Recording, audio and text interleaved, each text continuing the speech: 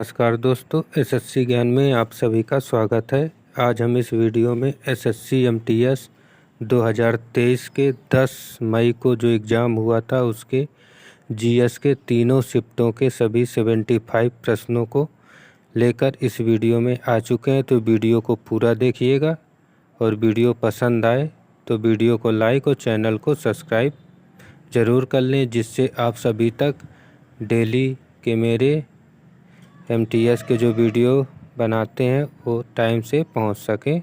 तो देखते हैं अपने 10 मई के प्रथम शिफ्ट में कैसे प्रश्न पूछे गए थे।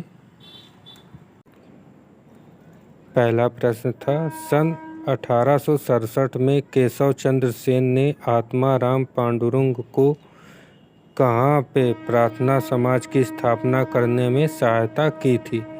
तो यह बॉम्बे पे सहायता की थी। इसका करेक्ट आंसर होगा ऑप्शन सेकंड।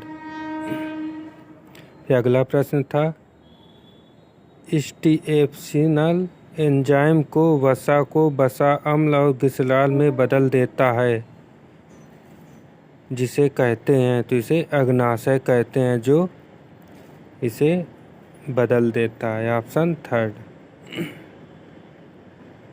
अगला प्रश्न था, 5 अप्रैल 2022 से संघ लोक सेवा आयोग के अध्यक्ष कौन है? तो यह 22 में मनोज सोनी थे। Option third. अगला प्रश्न पूछा गया था, भारतीय संविधान का अनुच्छेद कितने से कितने तक संवैधानिक उपचारों के अधिकार का वर्णन करता है? तो यह अनुच्छेद 32 से अनुच्छेद 35 तक इसका वर्णन है। अगला प्रश्न था, भारत सरकार द्वारा प्रधानमंत्री उज्ज्वला योजना कब शुरू की गई थी? जिसका करेक्ट आंसर था 2016 में यह शुरू की गई थी। अगला प्रश्न था, उड़ीसा का रंज पर्व त्योहार जीवंत सांस्कृतिक परंपरा और कृषि जीवन से संबंधित है। यह किस महीने में 3 दिनों के लिए आयोजित किया जाता है? तो इसका करेक्ट आंसर था जून महीने में।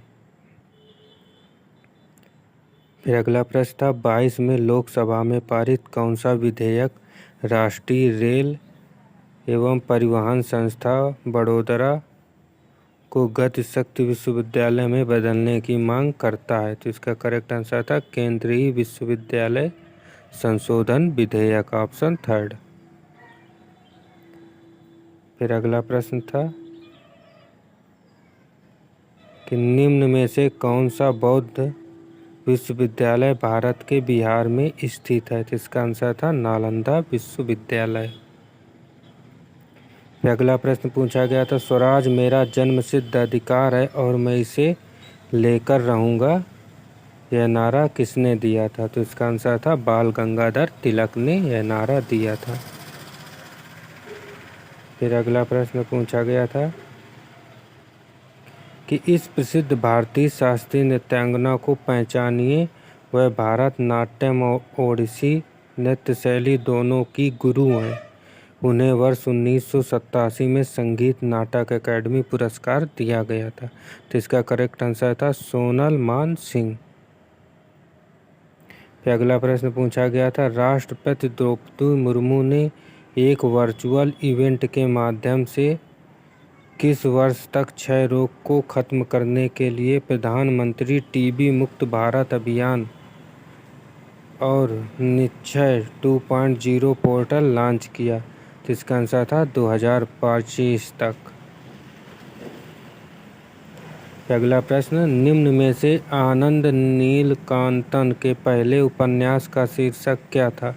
तो इसका करेक्ट आंसर था Asura tale of the vanquished. Option third. अगला प्रश्न पूछे था, PM street vendors Atmanirbhar Nidhi योजना किस मंत्रालय द्वारा शुरू की गई थी? तो इसका करेक्ट आंसर था आवासन एवं शहरी कार्य मंत्रालय। अगला प्रश्न था, पुंगचोलोम आमतौर पर धार्मिक शुभ अवसरों पर गीतों और ढोल के ताल पर किया जाता है। यह प्रसिद्ध रूप से निम्न में से किस राज्य में किया जाता है? तो इसका आंसर था मणिपुर। अगला प्रश्न, निम्न में से कौन सा विषय भारतीय संविधान की राज्य सूची के अंतर्गत आता है? तो इसका करेक्ट आंसर था कृषि। अगला प्रश्न, रोपण कृषि के मुख्य क्षेत्र विश्व के किस प्रदेशों में पाए जाते हैं? तो इसका करेक्ट आंसर था उष्णकटिबंधीय क्षेत्र में पाए जाते हैं। अगला प्रश्न था 11 की जनगणना के अनुसार भारत में लिंगानुपात कितना है? तो इसका आंसर था प्रति 1000 पुरुषों पर 943 महिलाएं। अगला प्रश्न था निम्न में से कौन सा वाद्य यंत्र सरोद बजाने के लिए प्रसिद्ध है? तो इसका करेक्ट आंसर था अमजद अली खान सरोद वादन के लिए प्रसिद्ध हैं। अगला प्रश्न पूछा था कौन सा देश अंतर्राष्ट्रीय क्रिकेट परिषद पुरुष क्रिकेट विश्व कप 23 की मेजबानी करेगा? तो इसका आंसर था भारत ने। अगला प्रश्न था तराइन का प्रथम युद्ध कब लड़ा गया था? तो इसका आंसर था 1991 में तराइन का प्रथम युद्ध लड़ा गया था और यह पृथ्वीराज चौहान और मोहम्मद गोरी के बीच लड़ा गया था, जिसमें से पृथ्वीराज चौहान ने मोहम्मद गोरी को पराजित किया था। और तराइन का द्वितीय युद्ध जो 1192 में लड़ा गया था और इसमें पृथ्वीराज चौहान की पराजय हुई थी। फिर अगला प्रश्न था किस अधिनियम के परिणाम स्वरूप महारानी विक्टोरिया जो ब्रिटेन की शासक थीं 1858 में भारत की मलिका की उपाधि के साथ भारत में ब्रिटिश क्षेत्रों की संप्रभु भी बन गईं? तो यह था भारत सरकार अधिनियम के तहत, ऑप्शन 1।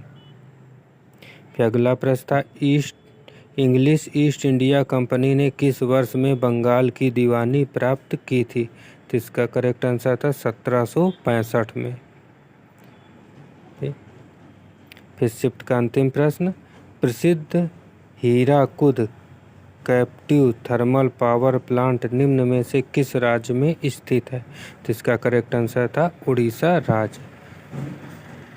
तो ये थे प्रथम शिफ्ट के 25 प्रश्न जीएस के। अगर वीडियो पसंद आया हो तो वीडियो को लाइक कर लें और चैनल को ज़रूर सब्सक्राइब कर लें। ऐसे ही वीडियो देखने के लिए बढ़ते हैं अपने अगले शिफ्ट के प्रश्नों की ओर। सेकेंड शिफ्ट का प्रथम प्रश्न है नीरज चोपड़ा कितने मीटर के थ्रो के साथ टोक्यो ओलंपिक 2020 में ऐतिहासिक स्वर्ण पदक जीता था? तो इन्होंने 87.58 मीटर थ्रो करके यह गोल्ड मेडल जीता था, ऑप्शन 1। फिर अगला प्रश्न था निम्न में से कौन सी संरचना बौद्ध धर्म से संबंधित है? तो इसका आंसर था स्तूप। अगला प्रश्न, सरकार ने किसे उद्यमशीलता को बढ़ावा देने के लिए स्टैंड अप इंडिया योजना शुरू की है? तो यह था महिलाओं और अनुसूचित जाति जनजाति समुदाय के लिए।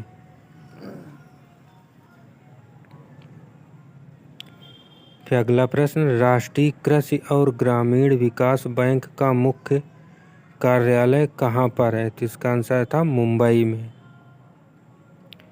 फिर अगला प्रश्न था मंत्रिपरिषद में प्रधानमंत्री सहित मंत्रियों की कुल संख्या लोकसभा के सदस्यों की कुल संख्या का कितना होती है? नहीं होनी चाहिए, तो यह 15 नहीं होनी चाहिए, ऑप्शन 2।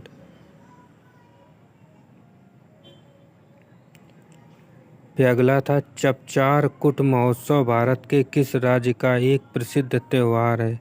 तो इसका आंसर था मिजोरम राज्य का त्यौहार है।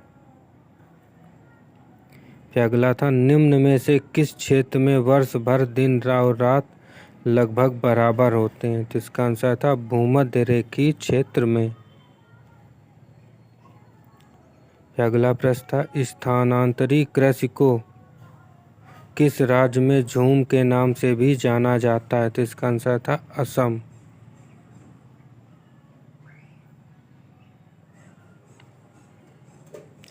अगला प्रश्न, कथकली किस राज्य का शास्त्रीय नृत्य है? तो इसका करेक्ट आंसर होगा केरल राज्य का। फिर अगला प्रश्न था, भारतीय संविधान के कौन से अनुच्छेद मौलिक अधिकारों की बात करते हैं? तो इसका करेक्ट आंसर होगा अनुच्छेद 12 से 35 में मौलिक अधिकारों का वर्णन है, ऑप्शन 1। अगला प्रश्न था, संथाल समुदाय भारत का एक जनजातीय समूह है। तो यह पूर्वी भारत का एक जनजातीय समूह है, संथाल समुदाय। अगला प्रश्न पूछा गया था, श्रीमंत शंकरदेव को आमतौर पर नए संगीत, नाटकीय और भाषाई शैली का पथ प्रदर्शक माना जाता है। वह निम्न में से किस नृत्य शैली से संबंधित हैं? तो इसका करेक्ट आंसर था शास्त्रीय नृत्य शैली। अगला प्रश्न था, निम्न में से कौन सी जानी मानी शख्सियत आधुनिक इतिहास के चरमपंथी चरण से संबंधित है? तो इसका आंसर था बाल गंगाधर तिलक। अगला प्रश्न था, दंत क्षय को कम करने के लिए टूथपेस्ट में क्या मिलाया जाता है? तो इसका आंसर था फ्लूराइड मिलाया जाता है। अगला प्रश्न, लेंस की क्षमता का एसआई मात्रक क्या है? तो इसका आंसर होगा डायऑप्टर। अगला प्रश्न था, द इनहेरिटर्स ऑफ लॉस निम्न में से किस लेखक द्वारा लिखा गया है? तो इसका करेक्ट आंसर होगा किरण देसाई। फिर अगला प्रश्न था, केंद्रीय गृह मंत्रालय के अनुसार 2021 की जनगणना जो कोविड-19 के कारण स्थगित हो गई थी में पहली बार किसका डेटा एकत्र करना था? तो इसका आंसर था अन्य पिछड़ा वर्ग का।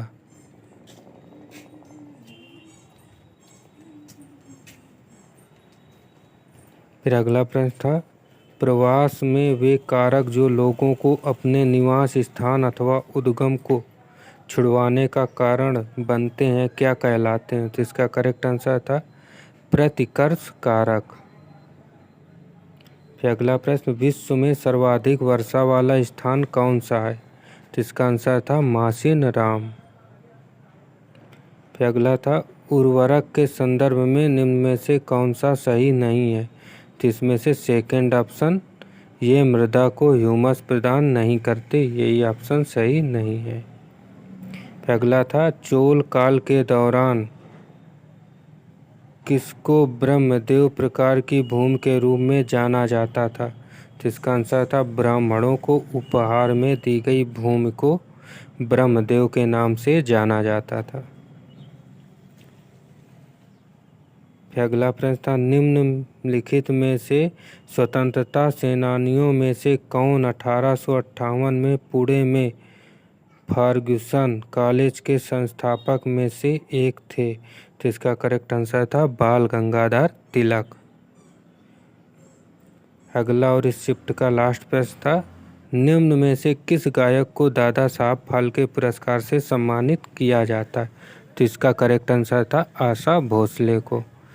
तो दोस्तों, हर एक शिफ्ट में शास्त्रीय नृत्य, लोक नृत्य या कथक, इन सब से एक या दो प्रश्न जरूर पूछे जाते हैं। तो इन प्रश्नों को ज़रूर एक बार रिवीजन कर लें। मैंने इस पर एक पूरा वीडियो बना दिया है लॉन्ग, जो एसएससी सीजीएल या अन्य किसी भी एग्जामों में जितने भी प्रश्न पूछे गए वो सभी प्रश्न उस वीडियो में आप सभी को मिल जाएंगे। तो एक बार उस वीडियो को ज़रूर देखें।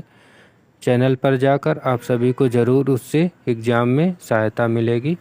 बढ़ते हैं अपने थर्ड शिफ्ट के प्रश्नों की ओर। पहला प्रश्न है, भारतीय संविधान के अनुच्छेद 25 से 28 तक किसका प्रावधान है? तो इसका करेक्ट आंसर होगा धार्मिक स्वतंत्रता के अधिकार का प्रावधान है। अगला प्रश्न, निम्न में से किस ग्रह को भोर का तारा कहा जाता है? तो इसका करेक्ट आंसर होगा शुक्र ग्रह को।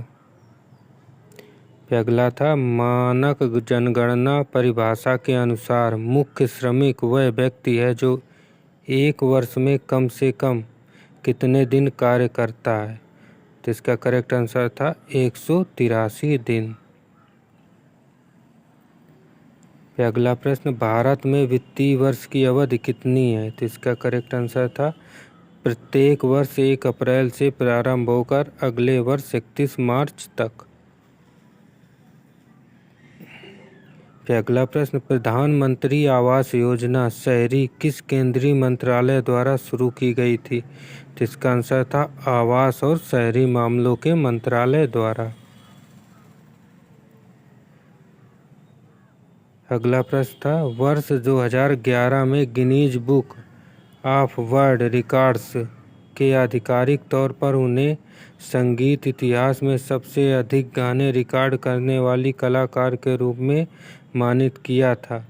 तो ये थी आशा भोसले, ऑप्शन 3। अगला प्रश्न सरोजा वैद्यनाथन को कब शास्त्रीय नृत्य के लिए कालिदास सम्मान मिला था? तो इनको 2009-10 में कालिदास सम्मान से सम्मानित किया गया था। फिर अगला प्रश्न था श्री JSPR जिन्हें मेजर ध्यानचंद खेल रत्न अवार्ड 2021 से सम्मानित किया था किस खेल से संबंधित हैं? तो इसका आंसर था हॉकी। फिर अगला बेरी बेरी किसकी कमी से होता है? तो इसका करेक्ट आंसर होगा विटामिन B1 की कमी से। फिर अगला प्रश्न धोलावीरा का प्राचीन शहर किस राज्य में स्थित है? तो इसका करेक्ट आंसर होगा गुजरात राज्य में। फिर अगला प्रश्न निम्न में से किस मुगल शासक ने आलमगीर विश्व विजेता की उपाधि धारण की थी? तो इसका करेक्ट आंसर होगा औरंगजेब।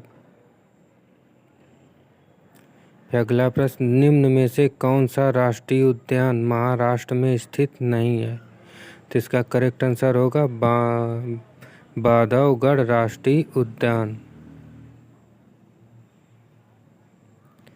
फिर अगला प्रश्न भारतीय मसाला बोर्ड का मुख्यालय कहाँ स्थित है? तो इसका करेक्ट आंसर था कोच्चि, केरल में। फिर अगला प्रश्न 1897 में रामकृष्ण मिशन की स्थापना किसने की थी? तो इसका करेक्ट आंसर होगा स्वामी विवेकानंद ने। फिर अगला प्रश्न भारत के किसी भी राज्य का प्रमुख एक होता है? तो इसका आंसर होगा राज्यपाल। फिर अगला था भारत की पार्लियामेंट को क्या कहा जाता है? तो इसका आंसर होगा संसद। फिर अगला प्रश्न हिमालय के सबसे उत्तरी भाग में स्थित श्रृंखला को क्या कहते हैं? तो इसका आंसर था आंतरिक हिमालय। फिर अगला प्रश्न जगोई और चोलोम किस राज्य की नृत्य की 2 मुख्य शैलियाँ सौम्य हैं? तो इसका आंसर होगा मणिपुर राज्य के। फिर अगला प्रश्न था निम्नलिखित में से किसने formula 1 United state grand prix 2022 जीता? तो इसका आंसर था मैक्स वेस्टरपेन ने। फिर अगला था वर्ष 1887 में the history of British India को किसने लिखा था? तो इसका करेक्ट आंसर होगा जेम्स मिल ने।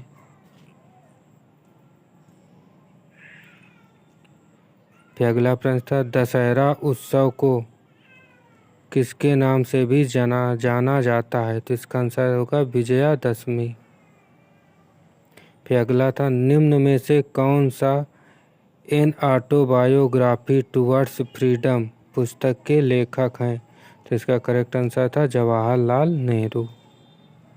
फिर अगला था निम्न में से कौन सी बेरोजगारी किसी अर्थव्यवस्था में मंदी का परिणाम है? तो इसका आंसर होगा चक्रीय बेरोजगारी। फिर अगला और इस चैप्टर का लास्ट प्रश्न सितंबर 22 में किसे भारत के नए महान्यायवादी के रूप में नियुक्त किया गया है? तो इसका करेक्ट आंसर था आर वेंकट रमणी को।